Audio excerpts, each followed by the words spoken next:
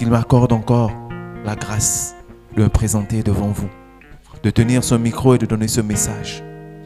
Amen. Je bénis le Seigneur pour mon épouse qui m'accompagne chaque fois dans la préparation, dans ma foi. Je bénis le Seigneur aussi pour vos vies, parce qu'il vous donne la force d'être là ce soir. Il vous donne la force, malgré toutes les adversités, d'être là ce soir. Amen.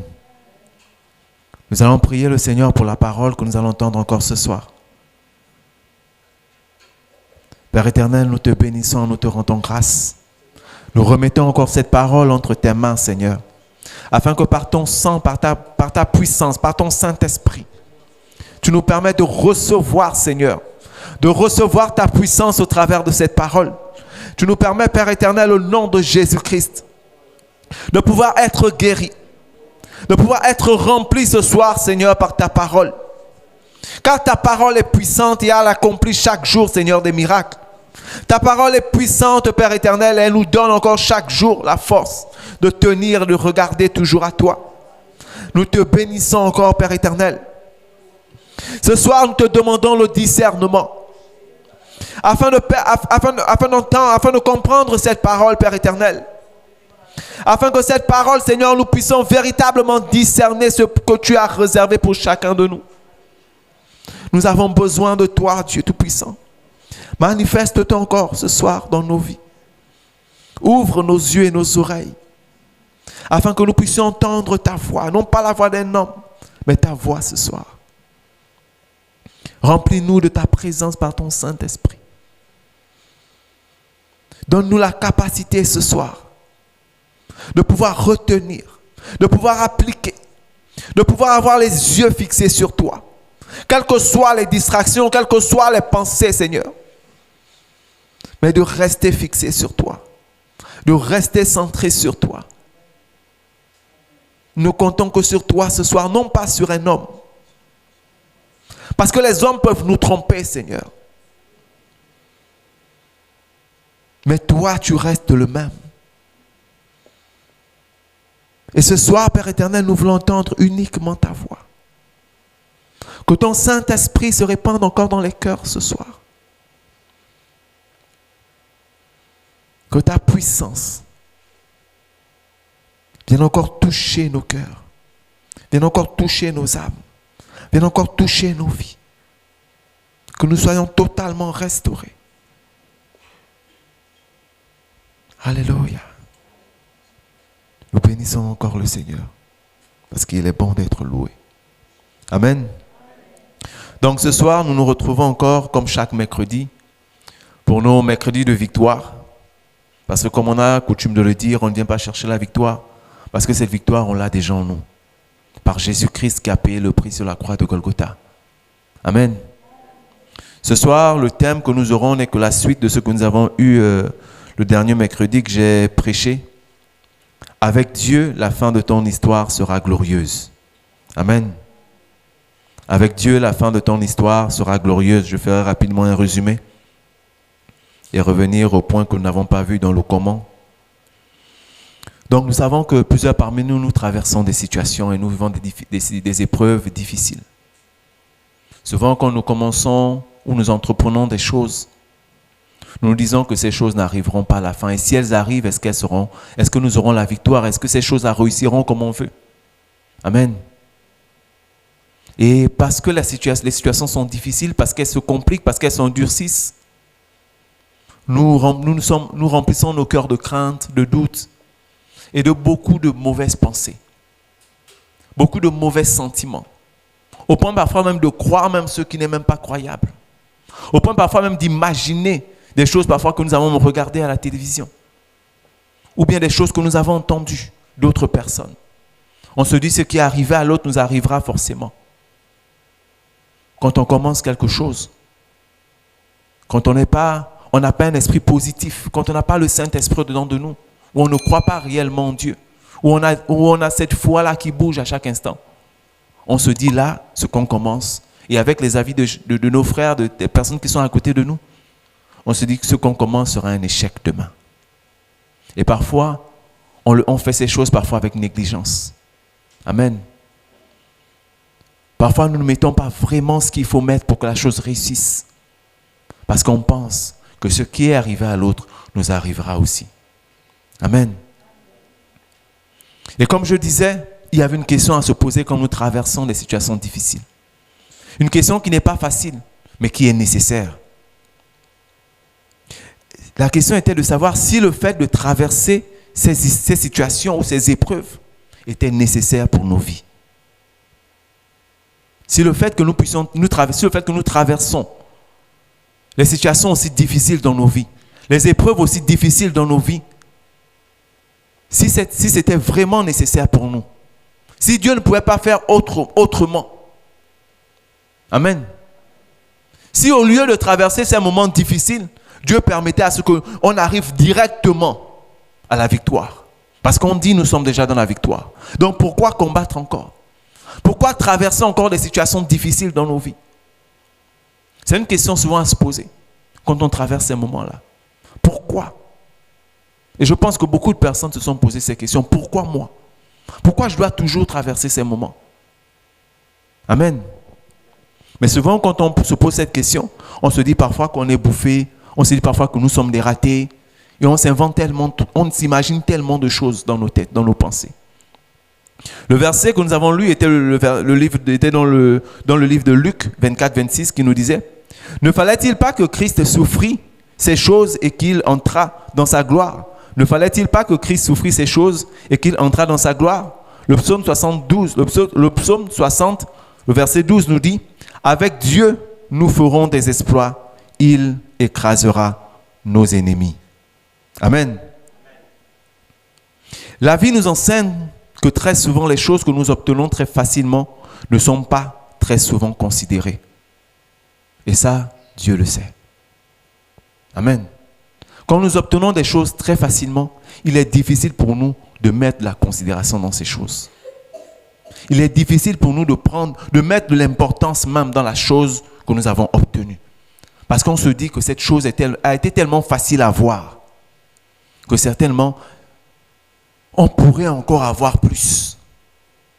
Et on gaspille ce qu'on a maintenant. On détruit la bénédiction qu'on a reçue parce qu'elle nous semblait facile à obtenir. Les gens ou les chrétiens en particulier, quand ils viennent à Christ, quand ils se donnent à Jésus, ils se disent que toutes leurs situations, toutes leurs épreuves, tous les problèmes qu'ils ont rencontrés ou qu'ils rencontrent trouveront une solution très facilement et aussitôt. Mais on est souvent étonné quand ça dure. Quand malgré que nous prions, ces choses-là perdurent. Quand malgré que nous prions, nous sommes toujours les premiers à tomber dans les épreuves. À peine nous avons vécu un moment de joie, nous retombons aussitôt. Parce que tout simplement les chrétiens, ça dépend de comment on les a évangélisés. Mais beaucoup, on leur a certainement dit, comme le pasteur dit souvent, on leur a dit que quand vous viendrez à Christ, vous ne souffrirez plus. Tout sera fini. La vie de souffrance sera abolie, comme l'esclavage. Vous vivrez maintenant des temps de bonheur sans arrêt. Et beaucoup de personnes sont surprises quand elles arrivent à Christ, quand elles se donnent à Jésus, et trouvent que leur vie, en fait, paraît même plus difficile que quand elles étaient dans le monde. Souvent on se pose ces questions-là. Mais moi, quand j'étais dans le monde, c'était difficile de me voir fauché. Pourquoi maintenant que je suis en Christ, où les choses devraient aller s'améliorer, ou bien aller aussi facilement, je me retrouve dans des situations difficiles? Et là, pour ceux qui sont faibles, ils rentrent dans des compromis. Ils rentrent dans la corruption. Amen. Et c'est souvent ce qui nous arrive. Mais c'est une question véritablement à se poser. Qu'est-ce que ces situations-là sont nécessaires dans ma vie? Est-ce que je suis obligé de passer ces épreuves? Et pourquoi je dois passer ces épreuves? Pourquoi je dois traverser cette situation? Même dans le meilleur des mondes, Même dans les contes de fées, il y a un temps de souffrance. Amen. Même dans les choses que les hommes ont planifiées, ils se sont dit là, il n'y aura pas d'échec. Il y a toujours un bug. Regardez un peu quand on prépare un culte. On vérifie tout. Mais à un moment donné, il y a quelque chose qui bug. On prépare un grand événement. Quand on regarde, on se dit, on regarde nos tableaux, les horaires, les programmes. Tout a été réfléchi. On a même refait les essais. Tout était bon. Mais à un moment, quand on arrive maintenant dans la réalité, on trouve un bug. Amen. Parce que même dans les contes de fées, même dans les choses les mieux préparées, il y a toujours un moment de souffrance. Amen. Il y a toujours une épreuve à traverser. Quel que soit comment vous avez préparé votre chose, votre prestation, votre séminaire, votre intervention, il y a toujours un moment de souffrance, d'épreuve, une situation compliquée. Quand nous regardons la vie de plusieurs personnes dans la Bible, et pourtant ce sont des personnes aujourd'hui, quand on lit leur histoire, on aimerait être à leur place. Et même d'autres vont même plus loin aujourd'hui. Ils prennent les noms de ces personnes-là. Ils prennent les noms de ces personnes. On a le plus grand et le plus grand aujourd'hui, Jésus. Qu'est-ce que Jésus n'a pas vécu? Qu'est-ce que Jésus n'a pas traversé? Mais là, on a lu qui nous dit, est-ce qu'il fallait que Jésus souffrit? Vous comprenez un peu? Est-ce qu'il fallait que Jésus passe par cette souffrance? Mais il fallait qu'il le fasse. Il fallait qu'il traverse ces épreuves, qu'il vive ces temps-là.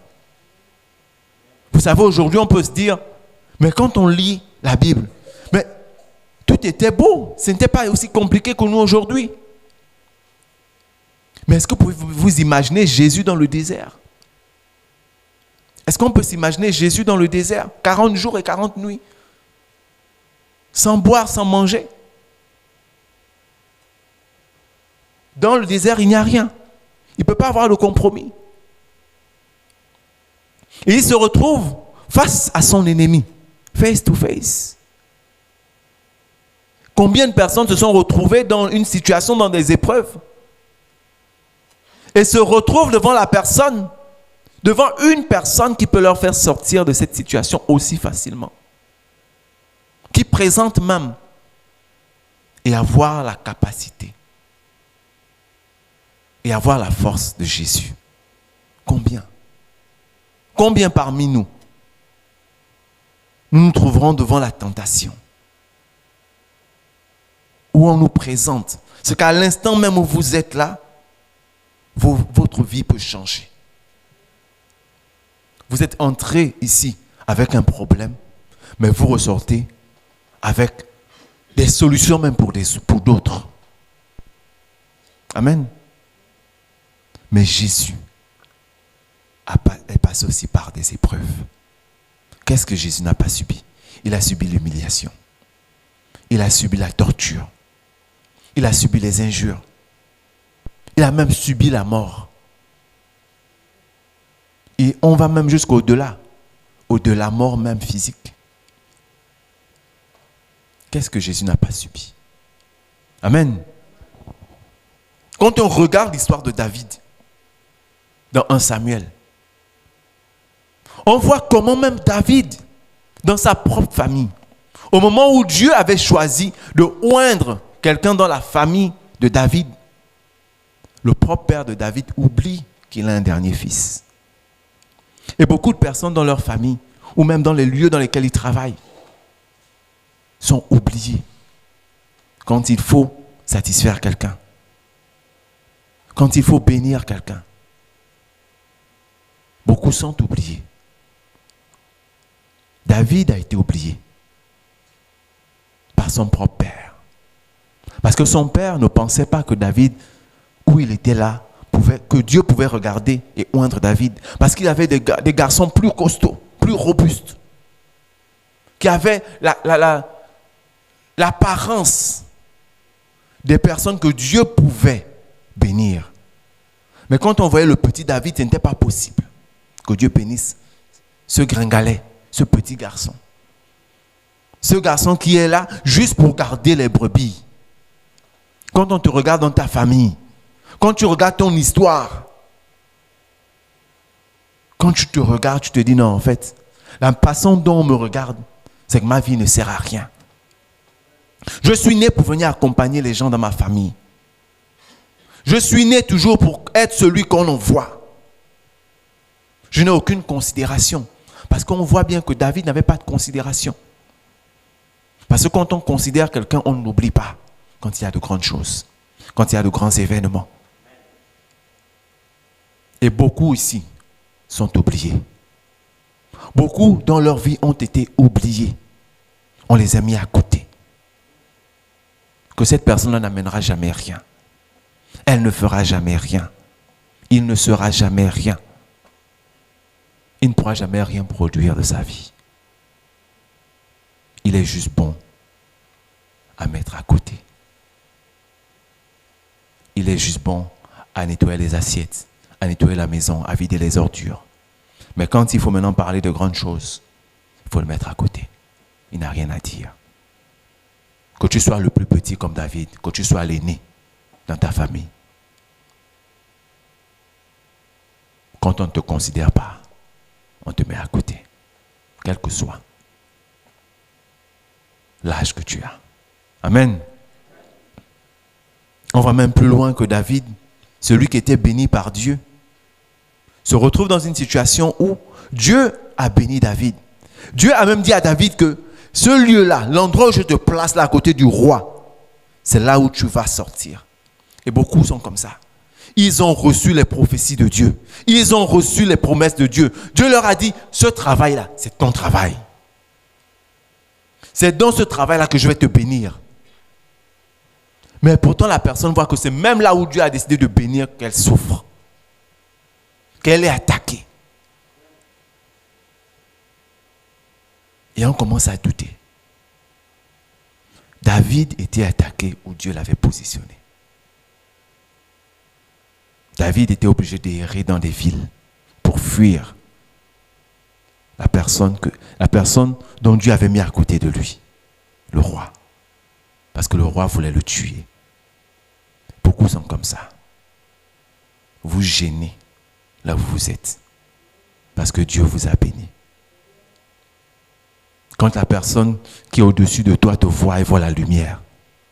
Elle voit qu'elle va perdre son poste parce que tu es là. Et toi, quand tu vois ça, tu te dis, Dieu ne t'aime pas. Parce que tu ne fais que souffrir. Les autres sont en train de prendre les promotions, mais toi, tu es toujours à la même place.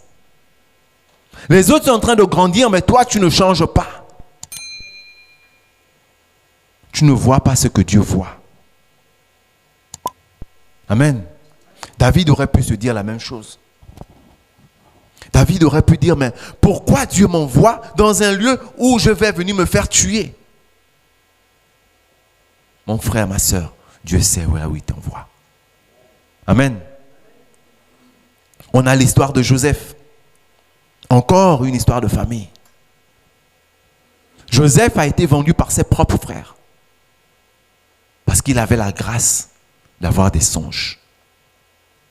Il avait eu cette grâce que Dieu l'avait choisie. Est-ce qu'on peut s'imaginer être vendu par sa propre famille? Et après se retrouver comme David, travailler pour quelqu'un et être emprisonné injustement.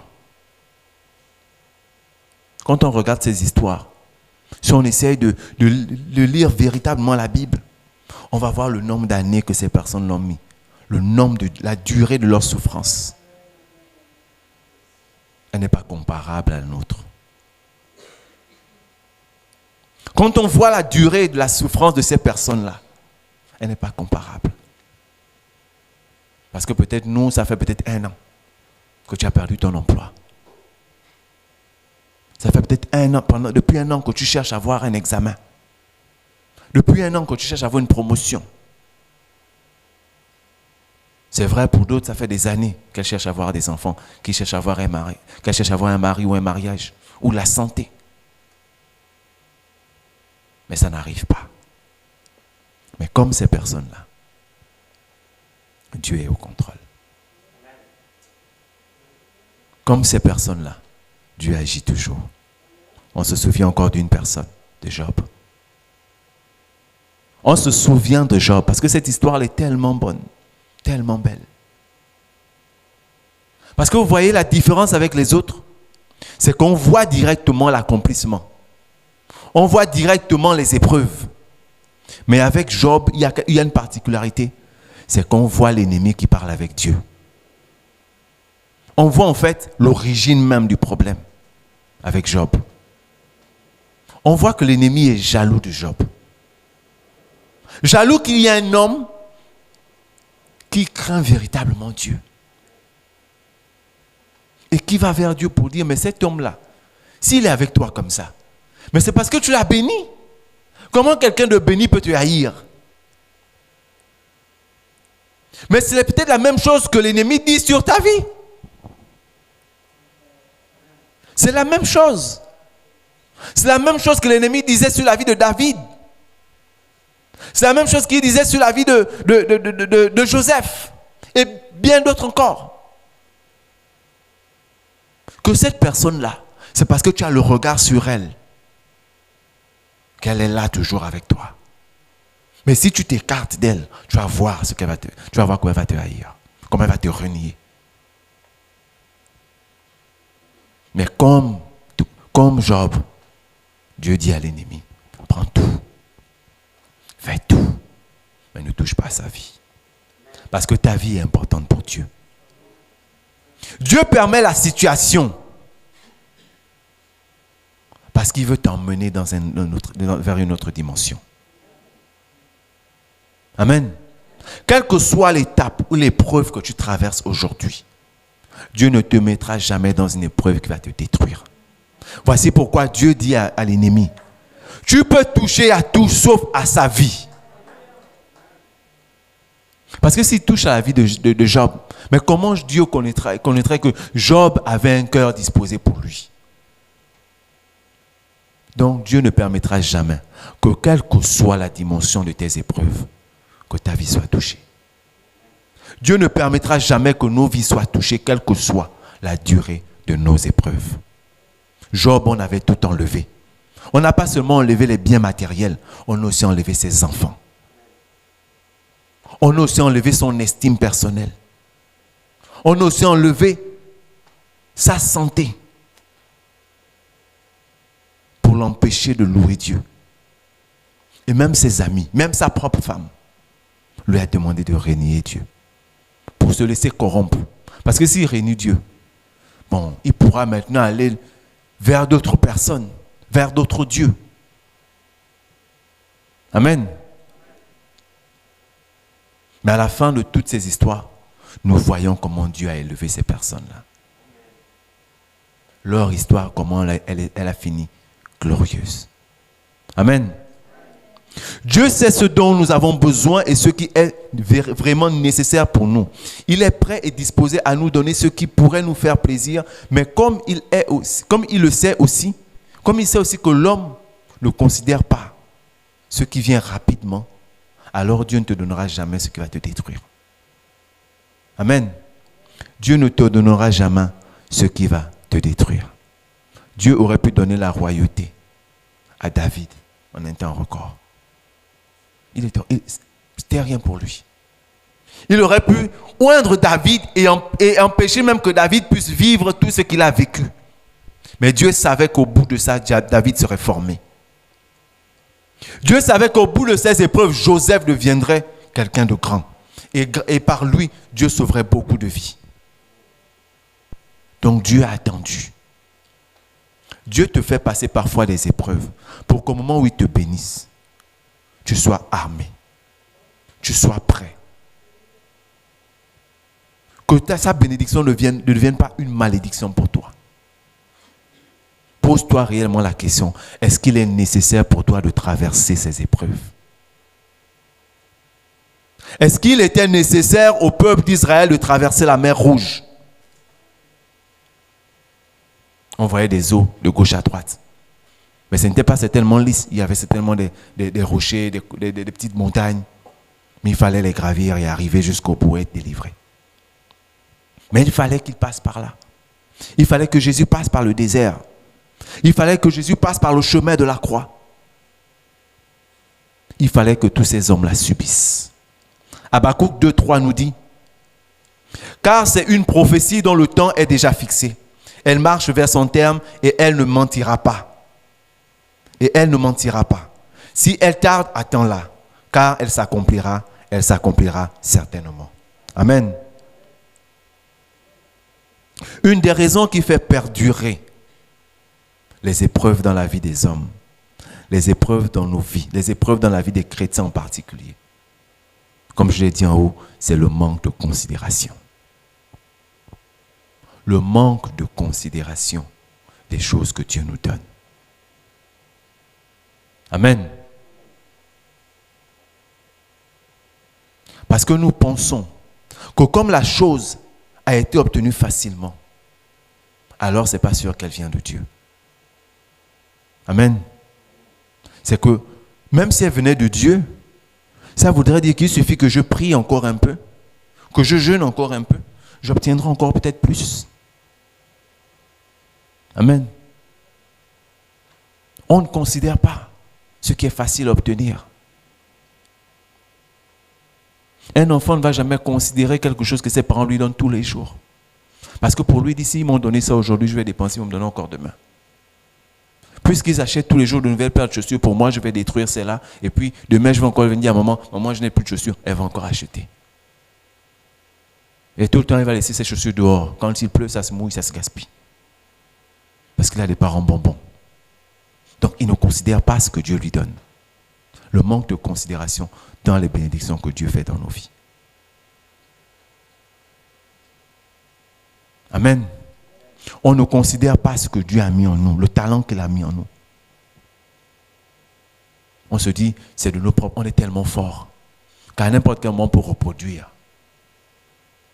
on néglige. Amen. La deuxième chose qui très souvent nous maintient dans les épreuves, c'est le fait de se glorifier dans ces épreuves-là. Dans les choses que nous obtenons. Pas dans les épreuves, mais dans les choses que nous obtenons.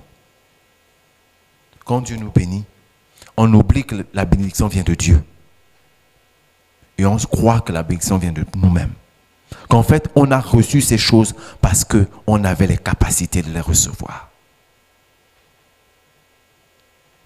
On se dit que ce sont nos propres efforts qui ont permis qu'on puisse avoir cet argent ou bien ce bien. Et du coup, on ne rend pas gloire à Dieu. Du coup, j'ai eu un beau mariage parce que je me suis bien préparé. Du coup, j'ai de beaux enfants parce que je suis beau.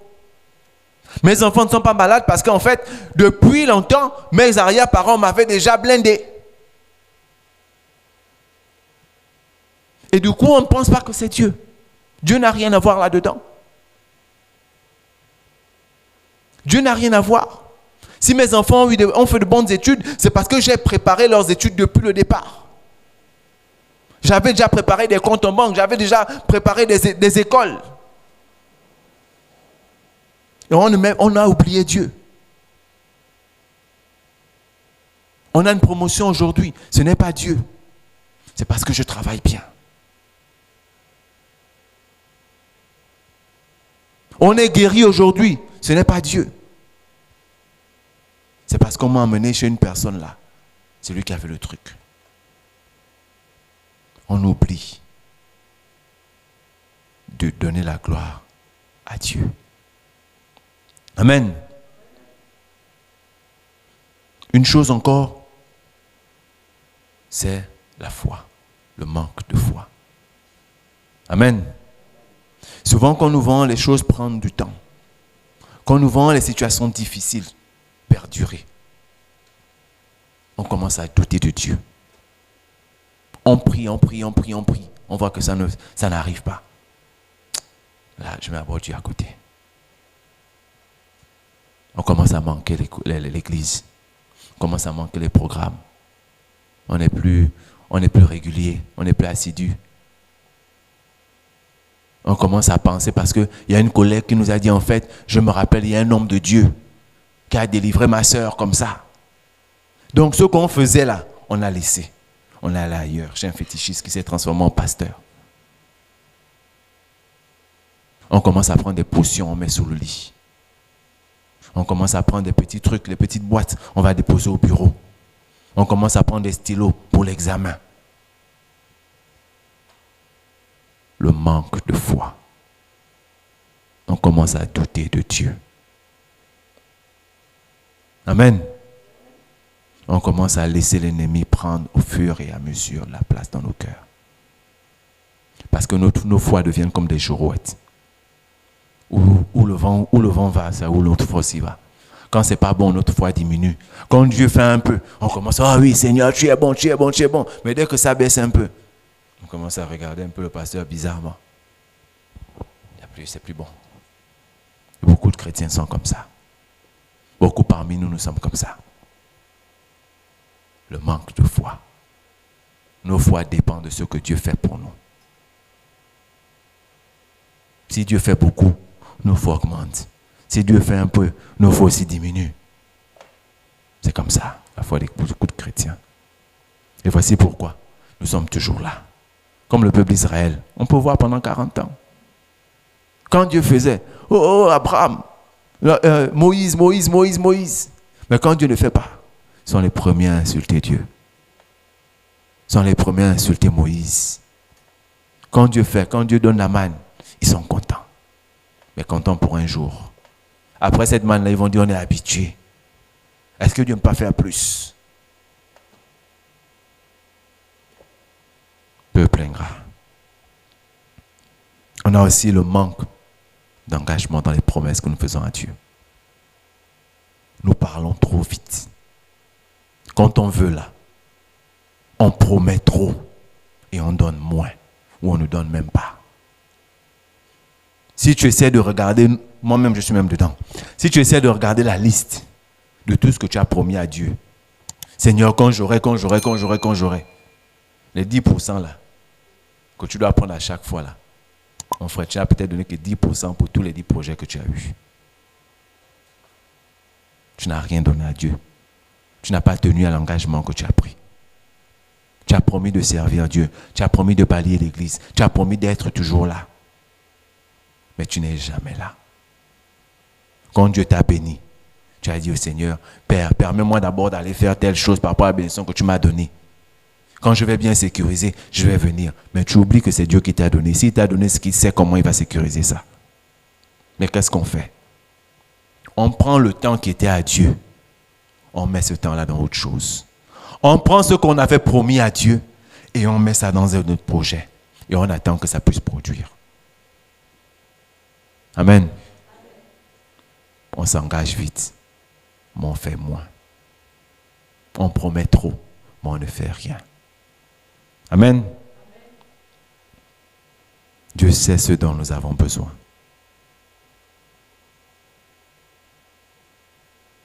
Proverbe 10, 19 nous dit, « Celui qui parle beaucoup ne manque pas de péché, mais celui qui retient ses lèvres est un homme prudent. » Donc arrêtons de trop parler. Ne vous pressez pas de dire des choses quand vous n'êtes pas prêt de les respecter. Ces paroles peuvent être le sujet de vos souffrances. Amen. Dieu attend de nous que nous puissions persévérer dans les épreuves. Dieu veut que nous puissions vivre une vie sans souffrance. Et je dirais même, Dieu a prévu un paradis pour nous montrer sa volonté de nous rendre heureux. Amen. Sa volonté de nous rendre heureux. Il suffit de regarder comment le monde a été créé. Il suffit de regarder comment nous avons été créés. Dieu avait prévu que nous puissions vivre dans un monde où il n'y a aucune souffrance. Amen.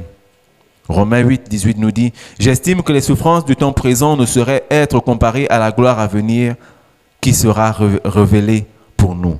Ag 2:9 nous dit, « La gloire de cette dernière maison ne sera pas plus grande que celle de la première, dit l'Éternel des armées. Et c'est dans ce lieu que je donnerai la paix, dit l'Éternel des armées. Il donnera la paix dans la dernière maison. » La première maison, c'est là où nous sommes aujourd'hui. Mais la dernière maison, c'est ce qu'il a prévu. Parce qu'il a créé un monde sans souffrance, où il donnera la paix. Amen. Comment Dieu, Ag 2:9, comment avec Dieu la fin de nos histoires, la fin de notre histoire, de nos épreuves, sera glorieuse. Nous savons toute la volonté que Dieu a pour nous rendre heureux. De nous éviter les complications, les épreuves, les histoires difficiles, les tourments de la vie. Ça, Dieu veut nous faire éviter ça. Si c'était uniquement Dieu, on ne serait peut-être même pas en train de vivre ça. On serait directement au paradis. Mais nous avons vu la particularité avec l'histoire de Job. Comment ça s'est passé? Pourquoi ça s'est passé? Amen.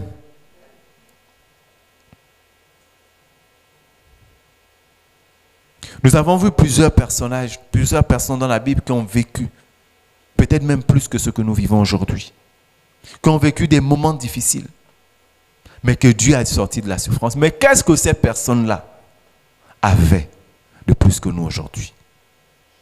Amen. Qu'est-ce que ces personnes-là avaient pour que Dieu les enlève de la souffrance dans laquelle elles étaient? Amen. Et comment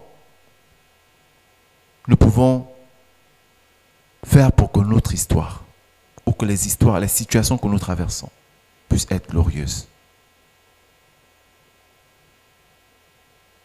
En un, il nous faut comprendre que les épreuves ou les situations que nous vivons ne sont pas faites pour nous détruire. Amen. Il nous faut comprendre que ces situations-là ne sont pas faites pour nous détruire. On peut voir dans la vie de Job, quand l'ennemi a parlé avec Dieu et ce que Dieu a dit. Tu peux tout prendre, tu peux tout l'enlever, mais ne touche pas à sa vie. Dieu ne permettra jamais qu'une situation vienne te détruire, vienne toucher à ta vie. Amen. Dieu ne laissera jamais l'ennemi toucher à ta vie. Dieu ne mettra jamais une situation qui peut te dépasser.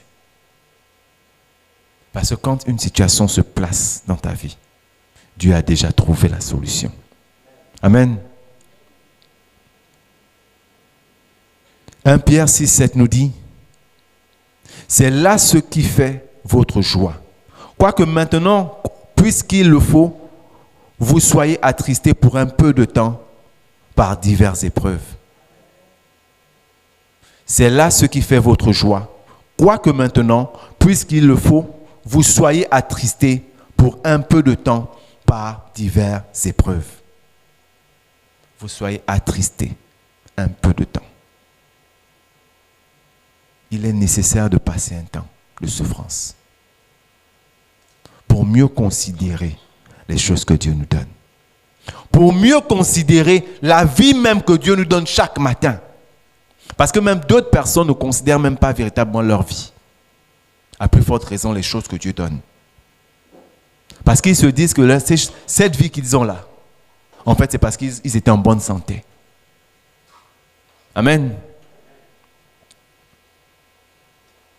Afin que l'épreuve de votre foi, plus précieuse que l'or périssable, ait pour résultat la louange, la gloire et l'honneur lorsque Jésus-Christ apparaîtra.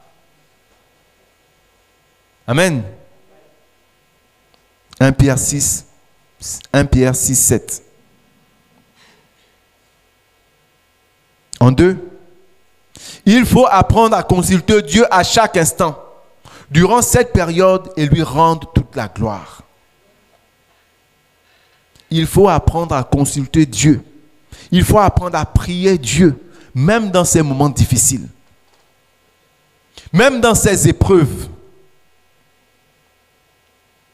Parce que pendant ces moments, nous ressentons parfois une lourdeur spirituelle. Pendant ces moments, l'ennemi veut nous faire croire en fait que nous ne sommes plus dans les plans de Dieu. Nous ne sommes plus dans la grâce de Dieu. Amen. L'ennemi veut nous emmener à croire que, en fait, dans les projets de Dieu, nous sommes écartés. Mais c'est là même l'erreur. Parce que la véritable solution, c'est de rechercher le dessein que Dieu a pour toi. C'est de prier Dieu. C'est de rechercher la solution au travers de Dieu. Et surtout, de rendre gloire à Dieu pour chaque moment de nos vies. Amen. Job 1, 20 à 21 nous dit: Alors Job se leva, déchira son manteau et se rasa la tête, puis se jetant par terre, il se prosterna et dit: Je suis sorti nu du sein de ma mère, et nu je retournerai dans le sein de la terre. L'Éternel a donné et l'Éternel a ôté. Que le nom de l'Éternel soit béni. Malgré la souffrance, malgré les épreuves, Job n'a pas arrêté de louer Dieu. Job a même reconnu que nu il est venu et nu il va retourner. Mais il n'oublie pas de rendre gloire à Dieu. Dans les moments difficiles, n'oublie jamais de bénir le Seigneur pour la vie que tu as. Si l'ennemi t'a tout enlevé, il ne t'a pas encore enlevé la vie. Amen. Ça veut dire que ton histoire n'est pas encore finie. Nous avons vu le témoignage de M. Ndon hier pour son neveu, qui n'était pas en terminale, qui avait arrêté l'école en première et qui fumait le chanvre, qui faisait un tas de choses. Mais cette année, ils ont décidé de l'inscrire en terminale. Mais comme Dieu n'est pas un petit Dieu, M. Ndon disait hier, il n'a eu que des 13 pendant les 3 trimestres. Et au bac, il a eu la mention avec 12 de moyenne. Pour une personne qu'on disait qu'il était raté. Le neveu de ma femme a été exclu de Bessieux. Pourtant, il a commencé à Bessieux depuis la classe de 6e. Il a été exclu en terminale parce qu'il faisait maintenant du banditisme. Aujourd'hui, je vous parle, il a été interné dans un hôpital parce qu'il prenait maintenant du chanvre, de la drogue. Mais ses grands-parents ont voulu qu'il passe le bac, malgré que le médecin a refusé. Ils ont dû payer, parce que le médecin a exigé qu'il faut une infirmière, il faut un garde du corps à côté, parce que les médicaments qu'il prend sont tellement forts. Mais rassurez-vous même que ses propres cahiers de cours, il les avait même déjà vendus pour avoir du chanvre. Donc il ne lui restait que quelques petits cahiers. Il est parti en classe d'examen. Il a eu 0 en EPS. Mais à l'heure où je vous parle, il a eu le bac d'office. Est-ce que Dieu n'est pas bon? Est-ce que Dieu n'est pas bon? Même quand ça ne va pas, Dieu veut te dire, tant que tu as la vie, ton histoire n'est pas encore finie. Tu sortiras glorieux et glorifié de cette histoire-là parce que je suis le Dieu Tout-Puissant. Amen. Ton histoire, quel que soit l'endroit où elle est, quel que soit le niveau dans lequel tu penses que l'ennemi a mis ton histoire, quel que soit ce que les hommes ont pu te dire, quel que soit l'appel téléphonique ou spirituel que tu as reçu, ce soir-là, le Seigneur veut te dire que ce n'est pas encore la fin de ton histoire, qu'il est juste en train même d'écrire la première page. Amen. Dieu est bon. En 3, nous devons avoir une foi ferme et non avoir une foi qui bouge selon les humeurs.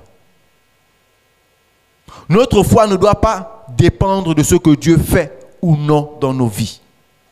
Dieu est Dieu et aucune situation que nous traversons ne doit définir la direction de notre foi ou la puissance de notre foi. Même si après plusieurs prières, nous n'avons toujours pas vu la main de Dieu, continuons malgré tout, même dans la souffrance, à conserver notre foi et notre obéissance à Dieu. Amen. Malgré la souffrance, c'est difficile, je vous assure. Souvent, quand on voit les gens là, c'est difficile. Mais ce qui est important, ce n'est pas ce qui est difficile. C'est que ta foi là, elle reste toujours. Dieu sait qu'à un moment donné, tu seras en train de dire, Seigneur, c'est difficile. Il sait. Jésus lui-même, quand elle est priée, qu'est-ce que Jésus n'a pas dit? Au point de dire non, éloigne cette coupe de moi, mais que ta volonté soit faite. Parce que Dieu était dans la chair. Il ressentait la douleur des hommes. Il ne s'est pas fait homme pour rien, juste pour venir visiter le monde, non. Il est venu accomplir sa parole. Parce qu'il savait que s'il laissait uniquement la parole, l'homme aurait pu dire, mais Dieu il vit dans le ciel, il ne sait pas ce qu'on vit ici. Parce que notre chair est faible. Dieu sait que dans cette souffrance-là, tu vas faire couler des larmes. Il ne t'a pas dit non, ne fais pas couler des larmes. Il ne t'a pas dit non, il ne faut pas ressentir la douleur. Il ne t'a pas dit ça. Jésus lui-même pleurait. Jésus a pleuré pour Lazare. À cause des sentiments. Jésus sur la croix a dit, Père, Père, pourquoi m'as-tu abandonné? Dieu ne dit pas, Dieu ne veut pas que tu oublies que tu es homme et que tu peux avoir mal.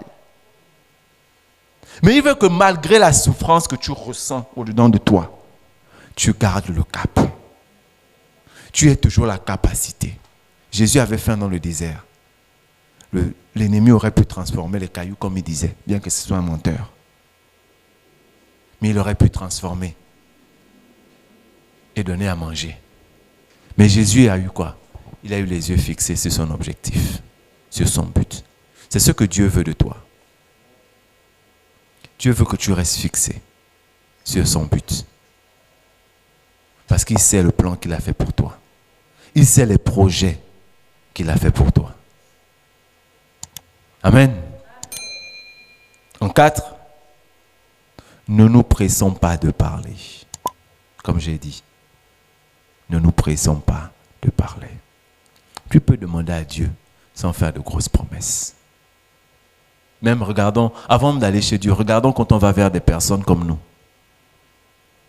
Tu n'es pas obligé de dire à la personne, si tu me donnes, je vais te donner la voiture, je vais te donner telle ou telle chose.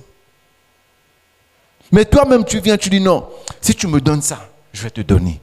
Alors la personne fait quoi? Elle te donne, pourtant elle pouvait te donner sans que tu ne promettes quelque chose. Mais tu t'es pressé de parler. Tu as dit à la personne, si tu me donnes, je vais te donner. Et le jour où la personne t'a donné, où la personne a permis à ce que tu puisses avoir, tu as complètement oublié la personne. Mais sans le savoir, tu t'es créé un ennemi. Parce que c'est une personne qui ne pourra plus jamais t'aider. Parce que cette personne-là sait que tu ne tiens jamais à tes paroles, à ta parole. Si déjà entre nous, on a cette pensée-là, combien de fois Dieu? Parce que Dieu dit dans sa parole, là où est ton cœur, là où est ton trésor, c'est là où est ton cœur. Donc, si tu arrives à promettre à Dieu et tu ne fais pas, ça veut dire que ton cœur est ailleurs. Il faut que nous puissions nous repentir. Parce que nos bouches là ont trop vite parlé.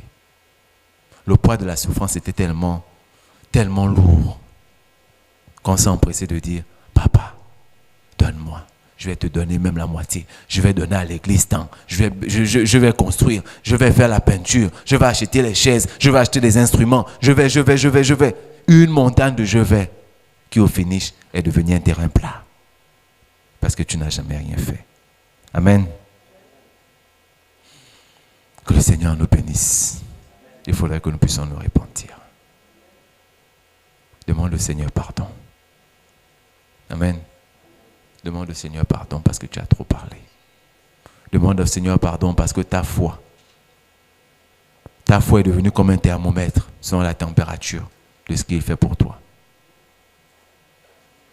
Demande au Seigneur parce que tu t'es glorifié de ce qui ne t'appartenait pas, de te pardonner. Demande au Seigneur de te pardonner parce que tu n'as pas considéré la grâce qu'il a mis dans ta vie, les bénédictions qu'il t'a données. Seigneur, nous te demandons pardon. Pardonne-nous, Père éternel, parce que nous avons manqué, Père éternel. Nous avons manqué, Seigneur, de te rendre la gloire. Nous nous sommes glorifiés, Seigneur, de ce que tu as fait dans nos vies. Nous avons oublié, Seigneur, de te mettre à la première place parce que c'est toi l'alpha et l'oméga. Père éternel, tu es Dieu et tout ce que nous avons, le monde entier t'appartient, même ma propre vie t'appartient. Je te demande pardon, Papa. Je me répands de toutes mes fautes parce que je t'ai promis tellement de choses. Seigneur, je t'ai tellement promis. Mais même dans les petites dîmes, Père éternel, je n'ai même pas pu te donner ce que je devais enlever. J'ai tout mangé. J'ai tout mangé, Papa, je te demande pardon. Aie pitié de moi. Pardonne-moi, Père éternel, parce que ma foi, Père éternel, j'ai mis ma foi, Papa, dans les choses que tu faisais dans ma vie. Et quand les épreuves sont arrivées, ma foi a diminué. Quand les épreuves sont arrivées, j'ai perdu la foi. J'ai plus compté sur les promesses des hommes que sur toi. J'ai plus compté sur les pensées que l'ennemi avait soufflées en moi que sur toi. Je te demande pardon, Père éternel, ce soir. J'implore ta miséricorde dans ma vie. Pardonne-moi, Père éternel, parce que je n'ai pas su garder le cap. J'ai laissé ma chair m'emporter, j'ai laissé ma chair me conduire, j'ai laissé les raisonnements et la souffrance du monde me conduire. J'ai laissé la logique du monde prendre le dessus sur ma vie. Pardonne-moi, Père éternel, ce soir. Je me répands de mes fautes. Par le sang de l'agneau, efface nos péchés. Que ta miséricorde, Père éternel, nous remplisse totalement. Que le sang de l'agneau qui a coulé, Père éternel, et qui coule encore en notre faveur ce soir, puisse nous laver complètement de nos fautes, de nos péchés.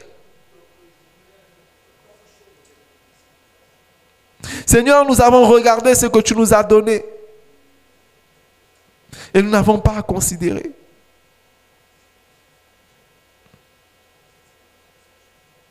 Nous t'avons même maudit quand les choses ont tardé à venir.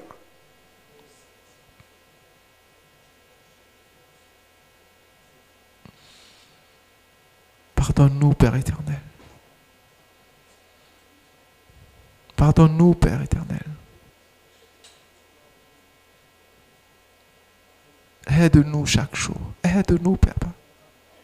Aide-nous à garder les yeux fixés sur toi. Fortifie-nous dans les moments difficiles. Fortifie-nous dans les moments de trouble. Fortifie-nous dans les épreuves. Donne-nous cette force qu'avait Job. Donne-nous cette force qu'avait Joseph. Donne-nous cette force qu'avait David, Père éternel. Malgré les persécutions, malgré les épreuves, ils ont persévéré. Ils ont gardé la foi.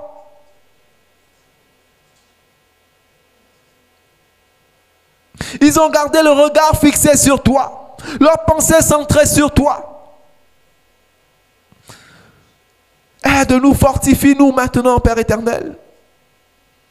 Que tout esprit de lourdeur, malgré les épreuves, Seigneur, soit brisé. Que toute pensée des ténèbres soit brisée. Que toute porte qui a été ouverte, Père éternel, soit maintenant fermée au nom de Jésus-Christ. Remplis-nous de ta présence par ton Saint-Esprit. Aide-nous à garder la foi, Père éternel. Nous avons besoin de toi. Alléluia. Amen. Nous allons prier pour la parole. Seigneur, nous te bénissons, nous te rendons grâce pour cette parole que nous avons écoutée. Te disons merci encore, Seigneur, parce que tu nous as permis de terminer ce que nous avons commencé. Seigneur, c'est toi l'alpha et l'oméga et nous te rendons toute la gloire parce que ça ne vient pas d'un homme, Seigneur, mais ça vient de toi. Ce n'est pas ma propre intelligence, parce que par ma propre intelligence, Seigneur, je sais que je n'aurais pas pu, Père éternel, Seigneur, écrire toutes ces choses. Mais je sais que c'est toi, Seigneur, qui as inspiré. C'est toi qui as soufflé cet enseignement en moi, Père éternel. Et tu m'as permis, Seigneur, d'être rempli. Tu m'as permis d'être inondé de toi encore ce soir. Et je te bénis pour cette parole. Seigneur, je te prie, Seigneur, que cette parole, Seigneur, puisse inonder, puisse remplir les cœurs de tes enfants ce soir. Que dans les épreuves, Seigneur, nous ne soyons plus affaiblis. Que dans les épreuves, nous ne laissons plus l'ennemi, Seigneur, parler, Seigneur, dans nos cœurs. Que dans les épreuves, nous puissions être fortifiés. Que dans les épreuves, Père éternel, Seigneur, nous te rendons toute la gloire comme Job a rendu gloire à Dieu. Seigneur, nous te bénissons. Te disons merci encore pour ce message. Et qu'au travers de ce message, tu bénisses, tu guérisses, tu restaures, tu renouvelles. Seigneur, les cœurs de tous tes enfants, les âmes de tous tes enfants ce soir. Que cette parole vienne encore, Seigneur, libérer les captifs. Chasser les faux raisonnements. Nous te bénissons, Seigneur. Que toute la gloire te soit rendue au nom de Jésus-Christ. Amen.